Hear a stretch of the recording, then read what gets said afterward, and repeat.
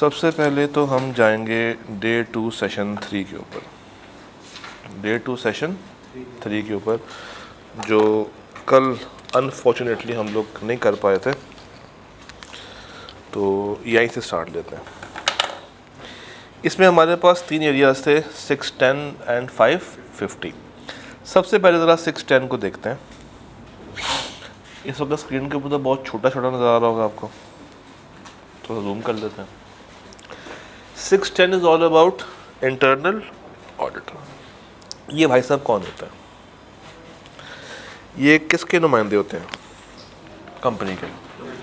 Company का वो नुमाइंदा जो कि कंपनी के सारे काम करता है जो कि हम एक्सटर्नल से एक्सपेक्ट करते हैं। आपको याद होगा एक कॉन्सेप्ट होता था एक्सपेक्टेशन गैप। उसमें जो चीज़ें हम एक्सटर्नल से एक्सपेक्टेशन लगा के बैठ जाते थे कि हमारे कंट्रोल्स भी सीधे करेगा, ये हमारे पास 24 घंटे रहेगा, ये जो है वो तमाम काम करेगा, एब्सोल्यूट एश्योरेंस दे रहा होगा, वो सारे काम अब हम शौकिया किससे करवा सकते हैं? इंटरनल से, क्योंकि ये मैनेजमेंट का नुमाइंदा है, मैनेजमेंट का बंदा है। तो पर्पस क्या है इस बंदे का? इसका पर्पस ये होता है कि ये वॉलंटरी काम करता है, क्योंकि ये किसके कंट्रोल में है? It is controlled by the company. इसकी एक्टिविटीज़ कौन कौन सी होती हैं? ऑपरेशंस को देखना, फाइनेंशियल्स को एग्जामिन करना, इकोनॉमी को देखना, एफिशिएंसी को इम्प्रूव करना, लॉ की कंप्लायंस हो रही है नहीं हो रही। तो ये इसकी कुछ मेजर एक्टिविटीज़ हैं। हाँ, इदारे को फ़ायदा क्या होता है ऐसे बंदे को हायर करने से? इदारे को जनाब फ़ायदा ये होता है कि मार्केट में उसकी रेपुटेशन ज़रा अच्छी हो जाती है, उसके अपने ऑपरेशंस के अंदर ज़्यादा एफिशिएंसी आ जाती है, ज़्यादा कंट्रोल आ जाता है। ऑडिटर जो है वो, चूँकि एक्सटर्नल हर वक्त तो अवेलेबल नहीं होता, मैनेजमेंट हमेशा प्रेशर में रहती है, एम्प्लॉयज़ काम करते रहते हैं, वो घबराए होते हैं कि भाई एक ऐसा बंदा मौजूद है जो कि सेठ का राइट हैंड। सेठ का कौन है? Right hand. हाँ, कुछ प्रॉब्लम्स भी हैं, कुछ लिमिटेशंस भी हैं इसको रखने की। नंबर 1, कोई लीगल रिक्वायरमेंट कंपनीज के ऊपर नहीं है कि आपने लाजमी एक इंटरनल बंदा रखना है। जैसे लीगल रिक्वायरमेंट एक्सटर्नल के लिए तो होती है, मगर इंटरनल के लिए कोई लीगल रिक्वायरमेंट नहीं है। इसके ऊपर कोई क्वालिफ़िकेशन का टैग भी नहीं है कि आपने कितनी क्वालिफ़िकेशन लेके आनी, जैसे एक्सटर्नल पे होता था क्वालिफ़िकेशन क्राइटेरिया, डिसक्वालिफ़िकेशन क्राइटेरिया। इस पे ऐसा कोई चक्कर नहीं है। कॉस्ट ये भी पैसे लेता है, वो भी लेता है, तो कॉस्ट यहाँ पे भी आ जाएगी। हाँ, एक सबसे बड़ा मसला इसकी इंडिपेंडेंस को इंश्योर करना एक मसला है। ये कभी भी इंडिपेंडेंट नहीं हो सकता अनलेस कि हम इसको बहुत ही कोई साइड पर रख के इससे काम लें। एक्सटर्नल क्या होता है? इंडिपेंडेंट। ये इंडिपेंडेंसी इतनी ज़्यादा इंश्योर नहीं कर सकता, क्योंकि इसको जो बंदे हायर कर रहे हैं वही काम करवा रहे हैं, और अगर उनके काम नहीं करेगा या उनके कामों में गलतियां निकालना शुरू कर देगा तो जिन्होंने हायर किया वो फारिग भी कर सकता है। तो इसके साथ ये बहुत बड़ा प्रॉब्लम है कि इसकी इंडिपेंडेंस को बरकरार रखना इतना आसान नहीं है। अब अगर मैं कंपेयर करूं किसके साथ? एक्सटर्नल को इंटरनल के साथ, तो आपके सामने है कंपैरिजन। यहाँ पे इसका काम क्या है? अकाउंट्स को देखना कि वो ट्रू एंड फेयर व्यू दे रहे हैं नहीं दे रहे। यहाँ पे सिस्टम्स को देखना, ऑपरेशंस को देखना, कंपनी की परफॉर्मेंसेस को देखना। यहाँ पे क्वालिफिकेशन कौन डिसाइड कर रहा है? कानून डिसाइड कर रहा है। यहाँ पे कोई रिक्वायरमेंट एज सच नहीं है। हाँ, किसके लिए है? लिस्टेड के लिए हम रखते हैं क्वालिफिकेशन सिनेरियो। एक्सटर्नल को कौन लेके आ रहा है? Share holder. इनको कौन अपॉइंट कर रहा है? मैनेजमेंट। एक्सटर्नल के लिए आप किसको रिपोर्टेबल है? शेयर होल्डर्स को, यहाँ पे मैनेजमेंट को। अब ये 3 की क्राइटेरियाज हैं जिससे आप एक इंटरनल ऑडिटर को जज कर सकते हैं कि वो कितने पाए का बंदा। पहला क्या है? ऑब्जेक्टिविटी।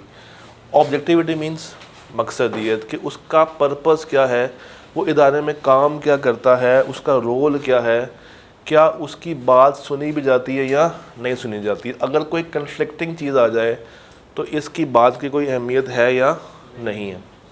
क्या उसके काम पे कोई रिस्ट्रिक्शंस तो आप इम्पोज नहीं करके बैठे हुए। Number 2, competence.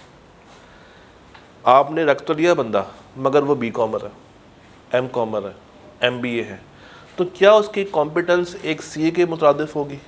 नहीं होगी। तो इसलिए आपने देखना है कि वो बंदा जो कि आपने हायर किया हुआ है, पहली बात वो क्या रखे, ऑब्जेक्टिविटी, अपने काम से दिल लगाए। सेकंड क्या है, कॉम्पिटेंस, वो किस रेलेवेंट प्रोफेशनल बॉडी का है, उसके पास क्या एक्सपीरियंस है, क्या कितनी उसके पास ट्रेनिंग है और क्या उसके पास रिक्वायर्ड नॉलेज है। तीसरा, किस अप्रोच से उसको काम करना चाहिए, सिस्टमेटिक और डिसिप्लिन। इसके काम को हमेशा रिव्यू करना है। जो इसको लेके आए उसके काम को प्रॉपर प्लान करेगा, सुपरवाइज होगा, इसका काम रिव्यू होगा और हर काम क्या होगा, डॉक्यूमेंटेड, ताकि कल को इसके काम को रिव्यू किया जा सके और क्वालिटी कंट्रोल के एरियाज को देखा जा सके। हाँ जी, अगर पेपर में आपको आ जाता है तो आपने इसको ऐसे लिखना है कि अगर एक बंदा ऑब्जेक्टिविटी के प्रिंसिपल्स पे पूरा उतर रहा है, वो प्रिंसिपल्स कौन से हैं, ये वाले, अगर तो ये पूरा उतर है तो फिर हम इसको ठीक ले लेंगे। सर अगर तो ये 3 फैक्टर्स लैक कर रहे हैं, क्या कर रहे हैं, लैक कर रहे हैं, मौजूद नहीं है, तो अब हमें क्या करना चाहिए, कैसे मैं इंश्योर करूं कि मेरा नुमाइंदा इंडिपेंडेंट है। Number 1, reporting lines. क्या मतलब, हायर कौन कर रहा है और ये रिपोर्ट किसको कर रहा है। CIA, chief internal auditor, should be appointed in the company. जो आप डिपार्टमेंट खोलते हैं इंटरनल ऑडिटर का, उसका हेड कौन होना चाहिए, चीफ इंटरनल ऑडिटर, वो होना चाहिए और उसको रिपोर्ट करनी है। मैनेजमेंट ने हायर नहीं करना, हायर किसने करना है, CIA ने, और रिपोर्ट किसको करना है, कमेटी को। रिपोर्ट किसको करना है, कमेटी को, ताकि कंट्राडिक्शन ना आए, ताकि आपकी इंडिपेंडेंस बेहतर हो सके। सेकंड, उसका काम का स्कोप कौन डिसाइड करेगा, मैनेजमेंट नहीं, CIA। रोटेशन होनी चाहिए, क्यों, कौन से थ्रेड को ख़त्म करती है रोटेशन, फैमिलियरिटी थ्रेड को ख़त्म करती है। तो अगर आपको लगता है कि वो इंटरनल ऑडिटर टीम के साथ रह रहे कि उन जैसा हो गया, तो बेहतर क्या है, उसकी रोटेशन करते हैं। अपॉइंटमेंट ऑफ CIA, इसको लाजमी अपॉइंट करना है, जो कि हेड है किसका, पूरे इंटरनल ऑडिट डिपार्टमेंट का। एंड डिज़ाइनिंग कंट्रोल्स, अब याद करें कंट्रोल्स कंपनी के कौन बनाता था, मैनेजमेंट। अब मैनेजमेंट के अंदर किसने देखना है कि वो सही से काम करे या नहीं कर रहे, चीफ इंटरनल ऑडिटर ने देखना। फिर जनाब ऊपर आ जाएं, how external auditor use the work of internal auditor. अब क्या मैं उसके काम को इस्तेमाल कर सकता हूँ या नहीं कर सकता। तो 3 चीज़ें हैं, वो बंदा, उसका काम और उसके काम का इस्तेमाल। रूल क्या था, क्या मैं इंटरनल ऑडिटर के काम को इस्तेमाल कर सकता हूँ, तो वो बंदा खुद कैसा है, यानी कि वो बंदा कॉम्पिटेंट है या नहीं, ऑब्जेक्टिविटी रखता है या नहीं रखता, एक प्लान अप्रोच पे काम कर रहा है नहीं कर रहा, और क्या वो इंडिपेंडेंसी के इन फीचर्स पे पूरा उतर रहा है या नहीं उतर रहा। फिर उसका काम याद रखिएगा, उसके काम को आप 3 तरीके से एलोकेट कर सकते हैं। पहला तरीका ये है कि आप ऑडिट करने के लिए आएँ, उसने जो भी काम किया हो आप उसको यूज़ कर लें।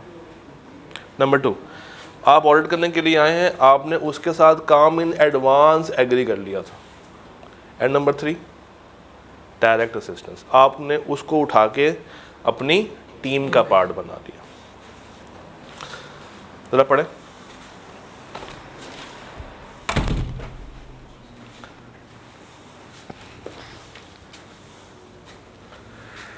सर कौन कौन से काम ले सकते हैं, testing of operations, testing of effectiveness of controls, substantive procedures में हेल्प ले सकते हैं इन्वॉल्विंग लिमिटेड जजमेंट, हेल्प ले सकते हैं मगर उसकी राय नहीं लेंगे, काम करवाएगा कौन, हम, मर्जी किसकी चलेगी, हमारी।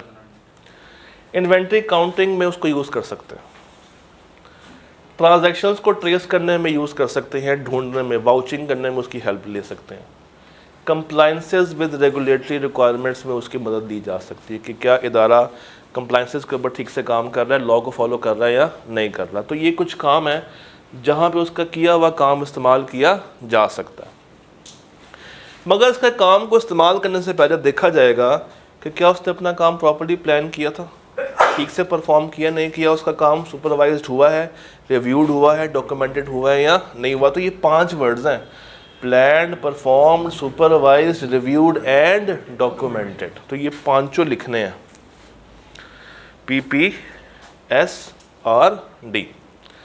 फिर सफिशिएंट एविडेंस मिला है उसके काम को यूज़ करके आपको, जो उस बंदे ने नतीजा निकाला, जो उसकी कंक्लूजन है कि अब मुनासिब है या नहीं है, और एक्सेप्शंस और एनी अनयूजुअल मैटर्स, अगर कोई अनयूजुअल केस है, कोई मैटर है, तो क्या उसको प्रॉपर्ली रिजॉल्व किया गया है या नहीं किया गया। तो indirectly what I am saying कि अगर आपने कुछ भी इन एडवांस तय नहीं किया हुआ, तो अगर आप उसके काम को यूज़ करने बैठे, इस्तेमाल करने बैठे, तो आपको ये 4 बातें देखनी है। नंबर 1, काम प्रॉपर्ली प्लान्ड है, रिव्यूड है, सुपरवाइज्ड है, डॉक्यूमेंटेड है, सफिशिएंट एविडेंस लिया हुआ नहीं लिया हुआ, उसने जो अप्रोप्रिएट कंक्लूजन्स निकाली हैं वो ठीक है या नहीं है, और कोई एक्सेप्शनल मैटर तो नहीं आया, और अगर आया तो इसने उसको कैसे डील किया, रिजॉल्व किया। हाँ, कभी कभी अगर दिल करे तो मैं उसके काम को इन एडवांस भी उसके साथ तय कर सकता हूँ। यानी कि अभी मेरा ऑडिट स्टार्ट नहीं हुआ, आने से पहले उसको मैं कुछ काम बता गया हूँ कि यार तुमने मेरे आने तक ये 4-5 काम करके रखने हैं। क्या रिस्की एरियाज उसके हवाले कर दूँ? क्या ऐसे एरियाज दे दूँ जिसमें कंट्रोल्स वीक हैं? नहीं। इन पे किसको काम करना है? मुझे खुद काम करना है। तो इसको मुझे वो एरियाज देने चाहिए जहाँ पे रिस्क कम है, मटीरियलिटी ज़्यादा है। मटीरियलिटी में और मटीरियल में क्या फ़र्क होता है? मटीरियलिटी, नोयत, काम की नोयत कम के ज़्यादा। अगर मैं कहूँ रिलेटेड पार्टी के केस में मटीरियलिटी कम है, तो मैं क्या बात कर रहा हूँ कि रिस्की एरिया है। तो इसको वो एरिया दे जहाँ पे इतनी ज़्यादा मटीरियलिटी नहीं है, यानी कि उसका इम्पैक्ट ऊपर है, ज़्यादा है। Preliminary assessment of internal audit function, पहले मैं देख लूँ कि वो डिपार्टमेंट है कैसा, किसने से काम करता है। अगेन मैं चेक क्या करने जा रहा हूँ कि उसका काम प्रॉपर्ली प्लान, परफॉर्म, ये सारी बातें पूरी हो रही है या नहीं हो रही। तो इन एडवांस कहाँ गया ये, नेचर, टाइमिंग एंड एक्सटेंट, कौन सा काम करना है, कब काम करना है, कितना काम करना है, ये तय कर लूँ। उस काम की क्या तय कर लूँ पहले, मटेरियलिटी एंड परफॉर्मेंस, मेथड्स कौन से यूज़ करने हैं, सैम्पलिंग किस तरीके से करनी है, डॉक्यूमेंटेशन कैसे करनी है। तो अगर मैं उसको काम इन एडवांस दे के जा रहा हूँ तो ये सब कुछ बताऊँगा भी कि तुमने ये काम इन स्टेप्स के अकॉर्डिंग करना है, ताकि जब मैं आऊँ तो उसका काम एक कंसिस्टेंट फॉर्मेट पे मुझे मिले और उसको मैं फिर अपने प्रोसीजर से मज़ीद वेरीफाई कर लूँगा। दोबारा बताता हूँ, देखें, जब हम कहते हैं कि मटीरियलिटी कम है, इसका मतलब है कि उस एरिया में ऑडिट रिस्क क्या है, ज़्यादा। इसका मतलब ये भी है कि मुझे ज़्यादा काम करना है,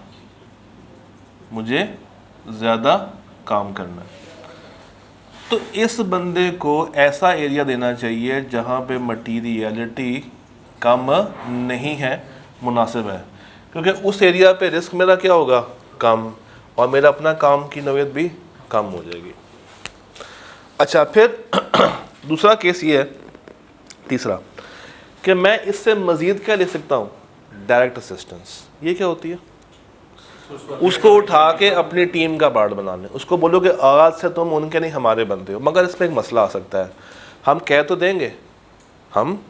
देंगे, उसने सैलरी लेनी किससे है? मैनेजमेंट से। तो चूँकि सैलरी आनी वहाँ से है, तो उसकी इंडिपेंडेंस को देखना बड़ा ज़रूरी है। यहाँ पे हम क्या करते हैं, शुरू में उसके साथ एक एग्रीमेंट करते हैं, उसके साथ एक एग्रीमेंट कर लेते हैं, और उसकी कुछ शर्तें होती हैं। वो कहाँ गई?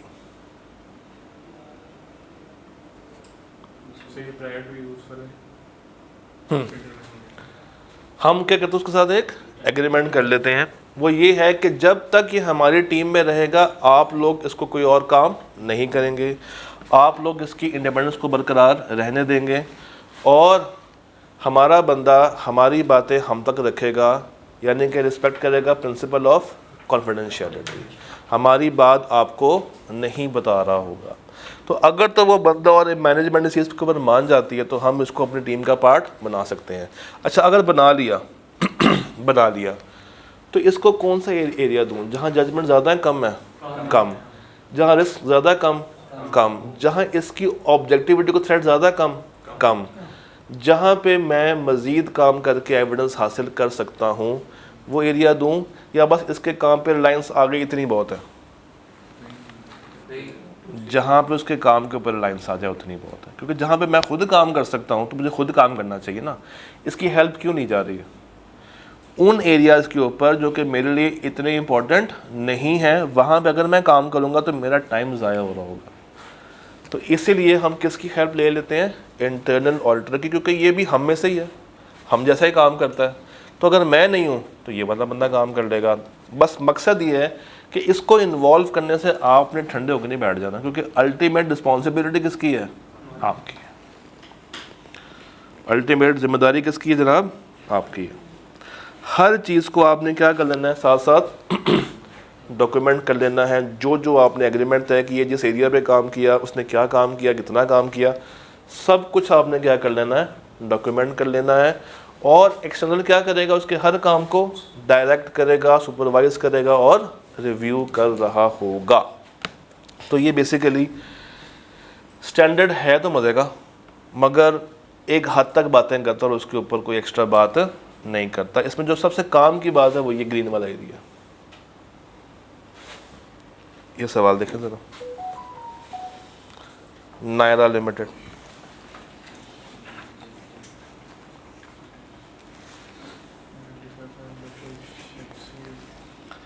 NL has been facing problems in running an effective internal audit department. Directors of NL have shared with you brief summary. वो summary क्या है? The internal audit department is headed by Hina अकरम, जो कि कौन है? Chartered accountant. She works in close coordination with CFO and CISO। भाई close coordination, close coordination means कि उसकी इंडिपेंडेंस ठीक है नहीं है।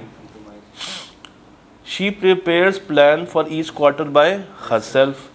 All the internal audit findings are first discussed with the management and then with the audit committee. होना क्या चाहिए? पहले कमेटी के साथ और बाद में इनके साथ, मगर यहाँ तो ऑडिट हो रहा है। हिनाज इंटरनल ऑडिट टीम में कौन कौन से लोग हैं? उस्मान है, काशिफ है और आलम है, अनम है। उस्मान की जिम्मेदारी क्या है? ट्रेजरी देखना, फाइनेंस डिपार्टमेंट देखना, पेमेंट्स को देखना। काशिफ जिम्मेदार है प्रोक्योरमेंट का, पेबल का, प्रोडक्शन का। अनब is responsible for revenue, receivables and asset. For the last 3 years rotation का मसला आ गया यहाँ पे। It was believe that the continual involvement of a team in the same area. वो समझते हैं कि क्या मिल जाएगी? एक्सपर्टी हो जाएगी जब आप एक एरिया में बार बार काम कर रहे होंगे।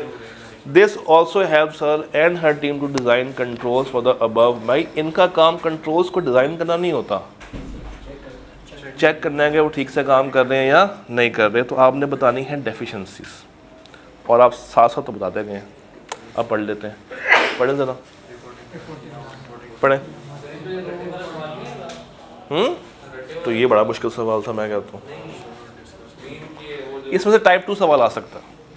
प्योर रटा पॉसिबल भी है, मगर इस तरह का सवाल बन सकता है जो कि डूएबल होता है।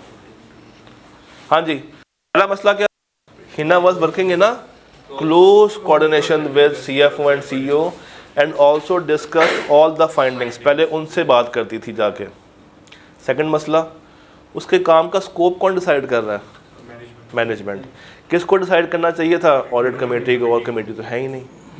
तीसरा, रोटेशन, स्टाफ बार बार एक ही एरिया पे काम कर रहा।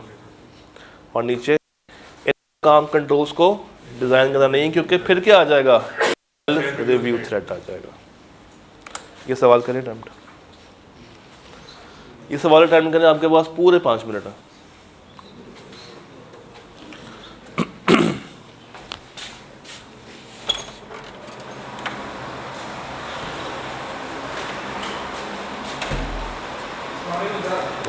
क्या अच्छा ना, हाँ जी बताओ।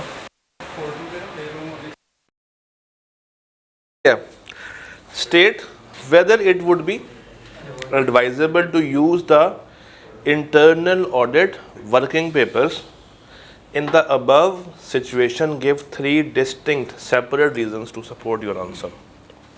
सवाल पढ़ें, ऊंचा पड़ेगा सवाल। क्या कह रहा है? कह रहा है you are a senior of CPPL, senior auditor, which operates a chain of mobile phone retail outlets. CPPL is owned by EGC, Eminent Group, which owns all the other branches of CPPL. During audit fieldwork, the finance and operations of the company, there are few other directors. कहना ये चाह रहा है कि एक इनमें से ऐसा बंदा है जो कि मेन शेयर होल्डर है और बाकी कितने कितने परसेंट होल्ड करते हैं? 15%। अच्छा जी, the internal audit function comprise of 3 senior officers who are graduates. Requirement क्या थी? तो जब बना कौन रहा है? ग्रेजुएट्स। इनकम्पिटेंसी आ गई, तो पहला फैक्टर क्या आ गया मेरे पास? इनकम्पिटेंसी आ गई। अच्छा आगे आए, their duties include checking of accounting records, physical stock take, preparation of BRS, reviewing payments and verification of fixed assets and current assets. During the planning phase, ये अनवर है, अनवर assessed the need कि हमने जल्दी audit पूरा करवाना। He refers to be able to submit the audited FS to the bank, उसने लेने पैसे वहाँ से। He was of the view that the internal audit working papers would be enormous help, और वो जल्दी कर दोगे तो हमारे काफ़ी ज़्यादा काम आ जाएंगे। सर वो कहता है जल्दी कर दो हमारे बहुत ज़्यादा काम आ जाएंगे, ऐसे में वो प्रेशर डाल रहा है। क्या डाल रहा है आप पे? प्रेशर डाल रहा है। वो कह रहा है कि जल्दी जल्दी काम करो। अब जल्दी का काम होता है शैतान का काम। जब आप जल्दी काम करने के लिए जाएंगे तो काम ठीक होगा, काम ख़राब हो जाएगा? ख़राब हो जाएगा। तो ख़राब वर्किंग पेपर्स पे मैं रिलाई कर सकता हूँ दोस्त? नहीं कर सकता। इसी तरह जो टीम काम कर रही है उस पर मेन इन्फ्लुएंस किसका है? अनवर का, जो मेन शेयर होल्डर है। अब ये भाई साहब जो कि मेन शेयर होल्डर है उस कंपनी के, जब वो ही काम कर रहे हैं सारा का सारा और टीम भी उसी के अंडर काम कर रही है, तो उस पर रिलाई कर सकता हूँ? नहीं कर सकता। नंबर 2, रिस्पॉन्सिबिलिटीज़ भी क्या है? कन्फ्लिक्टिंग। वही बंदा बना रहा है और वही बंदा उसको रिव्यू भी कर रहा है, चेक भी कर रहा है। और तीसरा कहाँ पे मसला आ रहा था? क्वालिफिकेशन में। वो क्या थे? ग्रेजुएट्स थे। तो ये सारी बातें देखते हुए मैं कभी भी इस डिपार्टमेंट पे ट्रस्ट नहीं करूँगा। असल में क्वेश्चन में ना ऊपर यहाँ से वो लाइन खा गया इस जगह से, ये AI जब इसने उसको शक्ल दी इसकी। तो खैर ये आपका ऑटम 14 का सवाल है, एक दफ़ा वहाँ से भी देख सकते हैं।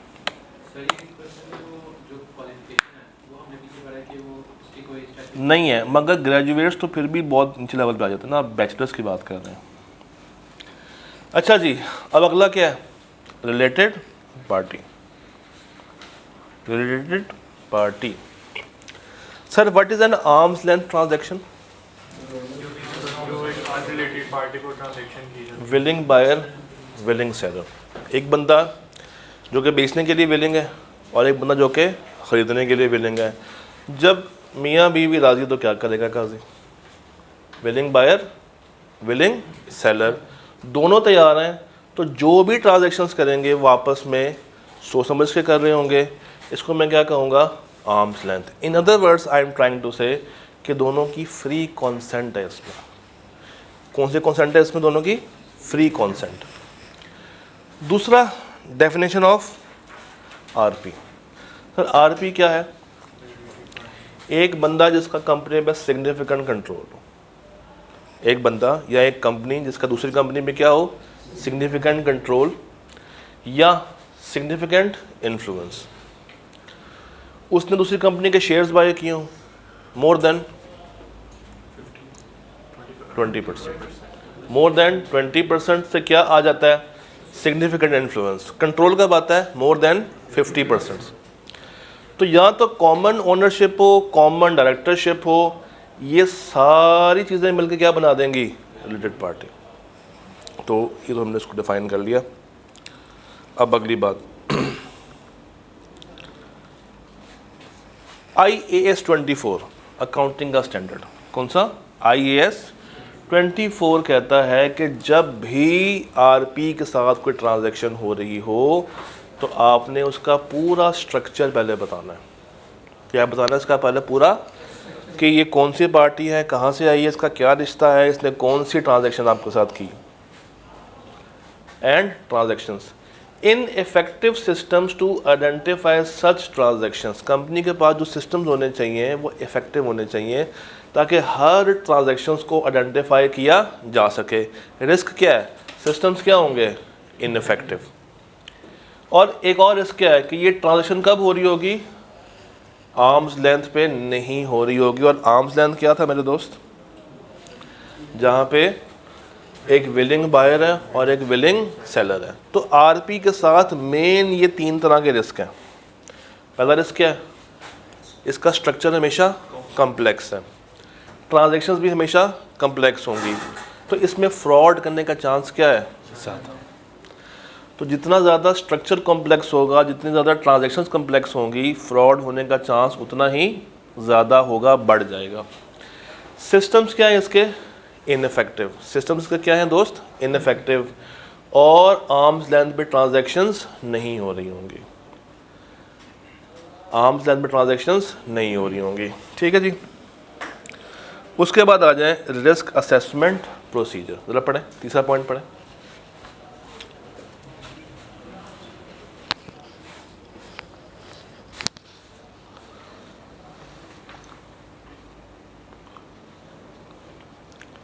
सबसे बड़ा मसला किधर आता है? फ्रॉड और एरर। तो जब आरपी की ट्रांजैक्शंस क्या है? कॉम्प्लेक्स, तो उसको आइडेंटिफाई करने में बड़ा मुश्किल होता है। कहता है auditor shall perform procedures and activities करेगा to what? To obtain information relevant to identifying कौन कौन से रिस्क ऑफ मटेरियल मिसस्टेटमेंट हैं due to error and due to fraud. तो आरबी के केस में एक बात तो कंफर्म है कि छोटी सी छोटी भी कोई ट्रांजैक्शन हो उसको आपने वेरीफाई लाजमी करना, उसको छोड़ना नहीं। Discussions among the engagement team, पढ़ें जरा।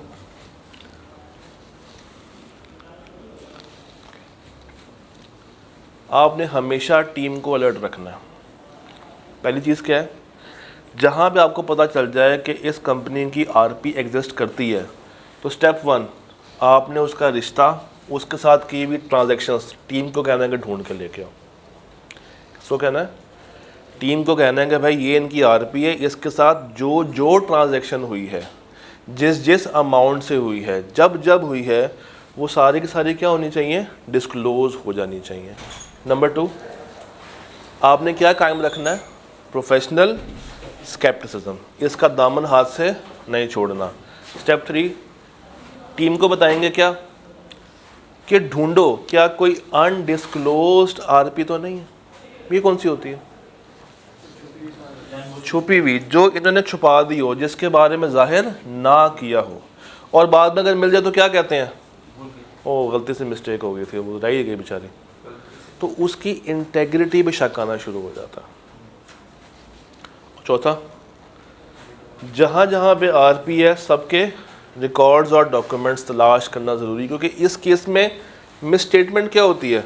0। हम यहाँ पे 1 रुपये की भी गलती बर्दाश्त नहीं कर सकते। तो यहाँ पे इसकी हर ट्रांजैक्शन को मुझे क्या करना है दोस्त? वेरीफाई करना है। तो step 1 I have to understand the entity. ज़रा पढ़े पढ़े पढ़े, शाबाश। I have to understand the entity. Management से इंक्वायर करूं क्या कि तुम्हारी कितनी रिलेटेड पार्टीज हैं, क्वांटिटी कितनी है, और क्या पिछले साल से इस साल में आते हुए वो चेंज हुई, कितनी है और कौन कौन सी हैं, कितनी है और कौन कौन सी हैं, उनके साथ कौन सा रिश्ता है, तुम्हारी एसोसिएट है, सब्सिडरी है, जॉइंट वेंचर है कौन, और क्या इस साल कोई ट्रांजैक्शन हुई है उनके साथ, और अगर हुई है तो उसका पर्पस क्या था और क्यों हुई है। तो ये आपने किससे सवाल पूछने हैं? कंपनी से। पहला सवाल क्या पूछना है कि बताओ आइडेंटिटी ऑफ आरपी, हमें लिस्ट प्रोवाइड करो जिसमें क्या क्या लिखा हो कि ये हमारी रिलेटेड पार्टीज़ है। ये लिस्ट किससे लेंगे हम लोग? मैनेजमेंट से लेंगे। लिस्ट ले ली तो अब क्या देखना है कि वो लिस्ट पूरी है या नहीं है। लिस्ट को कंप्लीट करने के लिए मुझे देखना है कि क्या प्रायर पीरियड से कोई चेंज तो नहीं है, क्या इस साल कोई नई आरपी तो ऐड नहीं हुई जो कि पिछले साल मौजूद नहीं थी। फिर उसके साथ क्या देखना है? उसका रिलेशनशिप। ये कैसे देखना है कि उसका शेयर होल्डिंग स्ट्रक्चर क्या है, हमारी वो क्या लगती है, हमारी वो एसोसिएट है, जॉइंट वेंचर है, सब्सिडरी है, होल्डिंग है कौन, हमारे साथ उसका रिश्ता क्या है। और तीसरा, क्या कोई ट्रांजैक्शन उसके साथ इनकर हुई है या नहीं हुई। फिर अंडरस्टैंडिंग द कंट्रोल्स, फिर आपने देखना है कि कंपनी ने कौन से कंट्रोल्स लगाए हुए हैं आरपी ट्रांजैक्शंस के ऊपर। पहला कंट्रोल क्या होना चाहिए कि जो भी ट्रांजैक्शन हो रही है उसको क्या करे? आइडेंटिफाई करे, अकाउंट फॉर करे और डिस्क्लोज करे। यानी कि कोई भी ट्रांजैक्शन उसके साथ मिस नहीं होनी चाहिए। हर ट्रांजैक्शन को मैंने क्या करना है? आइडेंटिफाई करना है, उसको जज करना है, लिखना है और साथ साथ डिस्क्लोज करना है। कुछ भी इसमें मिस नहीं होना चाहिए। क्या वो ट्रांजैक्शंस ऑथराइज और अप्रूव हो रही हैं? आरपी में ख़तरा क्या होता है? आरपी का एक प्रेशर होता है और प्रेशर में बहुत सारी चीज़ें हम ऑथराइज नहीं करवा पाते। तो इसमें एक कंट्रोल क्या होना चाहिए कि तुम्हारा सिस्टम क्या कर रहा है? Identify, account for and disclose. Second, तमाम ट्रांजैक्शंस क्या होनी चाहिए? Authorise and approve. Third point, अच्छा इसमें फ़र्क क्या है? सेकंड और थर्ड में फ़र्क क्या है? ये है नॉर्मल कोर्स, ये है आउटसाइड द नॉर्मल कोर्स। और नॉर्मल कोर्स क्या है कि ये इदारा ये मार्कर बेचता है, तो अगर आरपी को इसने मार्कर बेचा होगा तो कम पैसों का बेचा होगा, ज़्यादा पैसों का बेचा होगा? कम। तो वो कम किसने अप्रूव की? मैनेजमेंट ने, उसका नाम आना चाहिए। सेकंड, बेचता मार्कर है, एकदम से ट्रांजैक्शन हुई, इसने लैपटॉप बेचना शुरू कर दिया, ये नॉर्मल कोर्स है? नहीं, ये है आउटसाइड। ये किसने ऑथराइज किया, ये किसने अप्रूव किया? तो नॉर्मल कोर्स वाले भी बताने हैं और आउटसाइड नॉर्मल वाले भी बताने हैं। फिर हमेशा क्या अपने आप को रखना है? अलर्ट रखना है। कभी भी कोई भी आरपी एकदम से सामने आ सकती है और अगर आ गई तो कंपनी को फौरी तौर पे कहना है कि इसके साथ हुई तमाम ट्रांजैक्शंस को अलग से बताए। हमें अपनी स्ट्रेटजी चेंज करनी पड़ेगी, हमें अपने प्रोसीजर्स चेंज करने पड़ेंगे। Obtain a list of RP from directors, या मैनेजमेंट नहीं, यहाँ पे कौन है? Directors. And consider review prior year working papers, review entities procedure, inquire about the relationship, review करें शेयर होल्डर रिकॉर्ड। ये है कि हम कैसे ढूंढेंगे, हम कैसे तलाश करेंगे। तो हम प्रायर ईयर के देख लेंगे वर्किंग पेपर्स, हम देख लेंगे कि एंटिटी किस तरीके से उसको रिकॉर्ड करती है, अकाउंट फॉर करती है।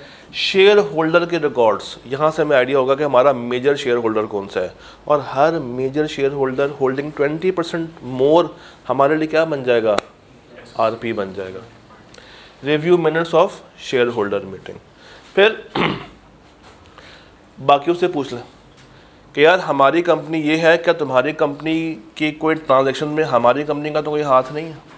अगर है तो चांस क्या है कि आपस में क्या बन जाएंगी? आरपी बन सकती हैं। प्रीवियस ऑडिटर से पूछ ले जो आपसे पहले था वहाँ पे काम कर रहा था कि क्या उसकी नॉलेज में कोई ऐसी चीज़ है या नहीं है।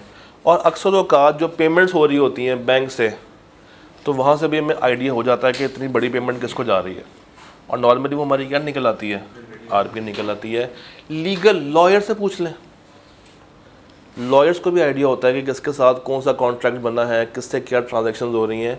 तो अगर अदर रिकॉर्ड्स हैं, मिनट्स हैं, लॉयर्स हैं, बैंक्स हैं, इनके साथ की हुई हर मुलाकात, हर मीटिंग से हम क्या आइडेंटिफाई कर सकते हैं? रिलेटेड पार्टी को ढूंढ सकते हैं। पॉइंट 8 पढ़ें, बड़ा कॉमन सवाल है, आई कैप में वन ऑफ द फेवरेट सवाल है। Identification of previously unidentified. आपको लिस्ट थी, उसमें एक पार्टी मिसिंग थी, अब क्या हुआ, अब आपको पता चल गई कि वो पार्टी है। अब आप क्या करेंगे? स्टेप 1 कम्युनिकेट करेंगे एंगेजमेंट टीम। स्टेप 2 रिक्वेस्ट करेंगे मैनेजमेंट से कि वो हमें उसके साथ हर एक की हुई ट्रांजैक्शन को क्या करें, आइडेंटिफाई करके दे। स्टेप 3 पढ़ते जाएं। इंक्वायरी वाई कंट्रोल्स फेल, उनके कंट्रोल्स क्यों फेल हुए, क्यों वो मुझे बता नहीं सके। आगे पढ़ें। हमें अपना रिस्क असेसमेंट रिवाइज करना पड़ेगा, अब हमें मज़ीद काम करना पड़ेगा। और अगर मुझे लग रहा है कि डिस्क्लोजर ना करना क्या था, इंटेंशनल था, तो अब मुझे उसकी इंटेग्रिटी के ऊपर डाउट होना शुरू हो जाएगा।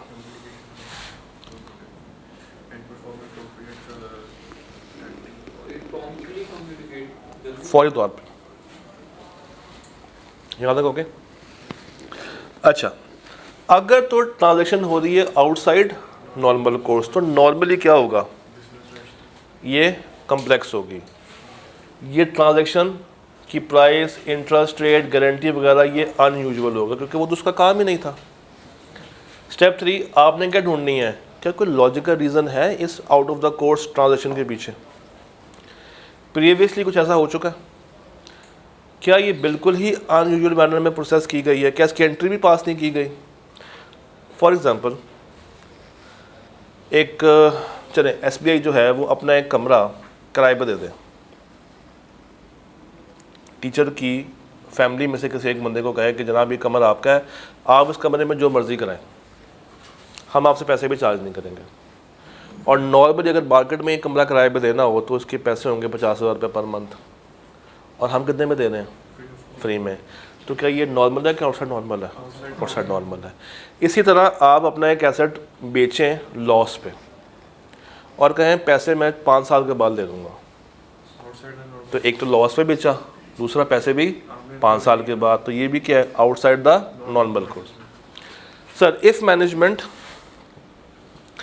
मैनेजमेंट असर्ट्स कि ट्रांजैक्शन है ऑन आर्म्स लेंथ, अगर मैनेजमेंट आपको पुख्ता कह रही है कि भाई ये हमने किस पे की है, आर्म्स लेंथ पे, तो अब आप कौन से लगाएंगे प्रोसीजर्स, आप करेंगे कंपेयर उस ट्रांजैक्शन को किसके साथ, सिमिलर के साथ, जो किसके साथ हो सकती हैं, अनरिलेटेड पार्टीज के साथ। आप एंगेज करेंगे अपना एक्सपर्ट, उसको बुला के कंफर्म कर सकते हैं, कंपेयर करेंगे कि मार्केट में क्या रेट वगैरह चल रहा है। ये सब कुछ कब करना है, जब मैनेजमेंट असर्टिव है, जब मैनेजमेंट कह रही है कि मैंने किस पे की है ट्रांजैक्शन, नॉर्मल कोर्स पे की है, आर्म्स लेंथ पे की है। फिर आपने इवैल्यूएशन करनी है किसकी, अकाउंटिंग देखनी है। जब आप अपनी ओपिनियन बना रहे होंगे, पहला पॉइंट क्या एंटिटी ने तमाम RP बता दिए या नहीं बताए, क्योंकि अगर छुपाई है तो आप ओपिनियन कौन से देंगे, साफ के खराब दे देंगे। क्या कोई ऐसी ट्रांजैक्शन तो नहीं है जो कि आपकी फेयर प्रेजेंटेशन को ख़राब कर रही हो, या आपकी FS को क्या बना रही हो, मिसलीड कर रही हो। फिर सबसे एंड में उनसे क्या ले लेना है, ये क्यों लेना, ताकि कल को अगर कोई नई पार्टी निकल के बाहर आ जाए तो हम कसूरवार ना हो। तो उनसे लिखवा देना कि भाई तुमने हमें सारी पार्टीज को क्या कर दिया है, डिस्क्लोज कर दिया है, इसके बाद कोई नई पार्टी जन्म नहीं लेगी, और अगर लेगी तो जिम्मेदार कौन होंगे, तुम होंगे। ये सवाल देखें।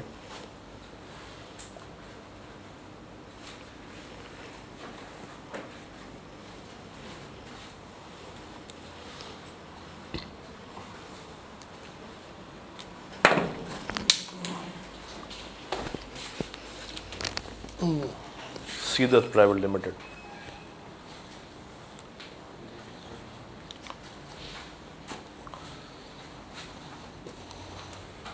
Cedar has sold one of its freehold lands to Maple Private Limited at a loss of 10 million. Your team further investigated the matter और उनको मजीद 2 बातें पता चली। जिसको बेचा है उसका डायरेक्टर कितने % के शेयर रखता है हमारे पास, 20% के, जिससे क्या बन गई है RP। मगर इन्होंने इसके बारे में पहले बताया था नहीं, तो ये अनडिस्क्लोज्ड। और MPL वुड पे 30% इन कैश। अब ये क्या है, आउटसाइड द नॉर्मल कोर्स। तो उसमें 2 बातें हैं, number 1 untold number 3 outside the normal course. Number कितने हैं? 10। तो अब आपने क्या करना है, आपने दोनों के सिर्फ क्या लिख देने हैं? प्रोसीजर्स। आरपी में यही बातें बार बार वो पूछता है।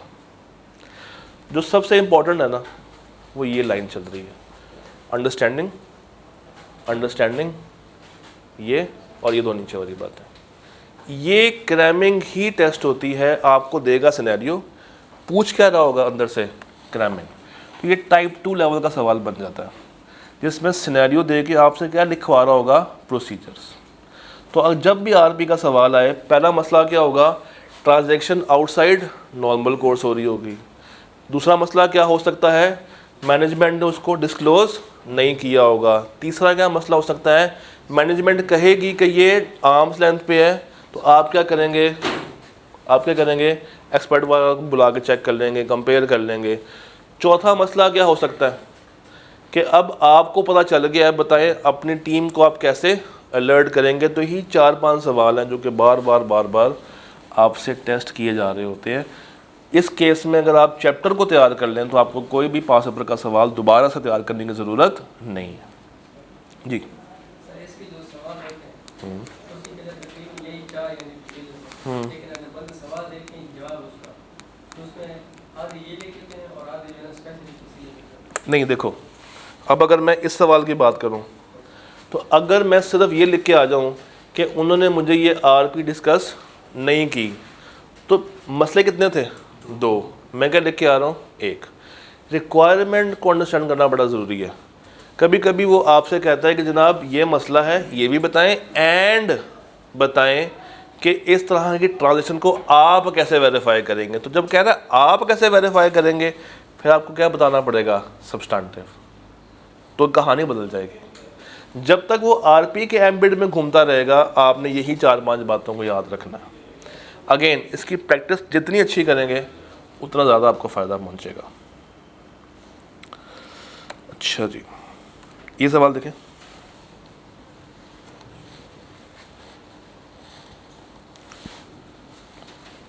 बाशु,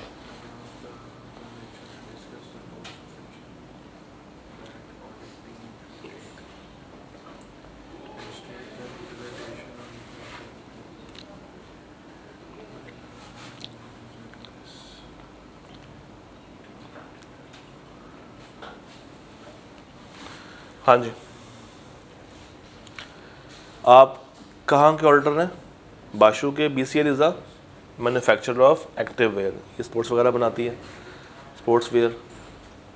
PBD कितना है? 300 million. During the audit it was observed that there was an outstanding receivable of ₹0.3 million from शिगर private since June 22। On inquiry, the management informed your team that it represents a receivable from SPL for management services जो कि हमने provide किए हैं. Further inquiry revealed that SPL was referred to BCL by one of BCL's director who also holds the same position. एक बंदा दोनों में क्या है? डायरेक्टर है। टेक्निकली ये कंपनी क्या बन गई है? और जो ये काम दे के आ रही है, ये काम कौन सा है? Management services. करते क्या है? एक्टिव वेयर बनाते हैं, उनका काम है नहीं। तो अब आगे, this was because SPL is the new business and required assistance, evaluate the above transaction. अब देखिए दो बातें हैं, एक डिस्क्लोज नहीं हुई, दूसरा ट्रांजैक्शन क्या थी? Outside the normal course. तो अब जब वो आपसे पूछ रहा है कि आप कौन से कोर्स ऑफ एक्शन लेंगे, तो आपने हेडिंग बाय हेडिंग बताना है कि पहला कोर्स ऑफ एक्शन मैं लूँगा, इन्होंने RP डिस्क्लोज नहीं की, उसकी बातें बता दी। उसके बाद आउटसाइड द नॉर्मल कोर्स, उसकी बातें बता दी। सर ये भी तो लिखेंगे ना कि आर्म्स लेंथ पे नहीं है वो, मतलब जैसे उसमें है कि पिछले 6 महीने से सर हाँ, आर्म्स लेंथ पे नहीं है, तो 6 माह से वो पेंडिंग पे तो जा रहा है। तीसरा पॉइंट ये बन सकता है कि अगर मैनेजमेंट देखे ना, उसने क्या कहा है? मैनेजमेंट इन्फॉर्म यू दैट ये June 22, तो इसका मतलब है कि वो असर्टिव है। तो वही ना कि 6 मंथ से तकरीबन पेंडिंग पड़ा हुआ है जो हाँ। नहीं पे किया, तो ये तीसरी बात भी फिट की जा सकती है बीच में। अब 12 नंबर है ना, तो 3-4 बातें, 3-4 बातें, 3-4 बातें। आप चाहें तो जोड़ कर लिख दें, ऐसे करके लिख दें। मगर अच्छी बात क्या है, आप इसको हेडिंग्स में तोड़ दें ताकि चेकर को पता चले कि आप जो लिख रहे हैं वो टू द पॉइंट बात कर रहे हैं, बोंगिया नहीं मार रहा। डन, यहाँ तक ओके। ब्रेक करते हैं और उसके बाद सैम्पलिंग की तरफ आते हैं।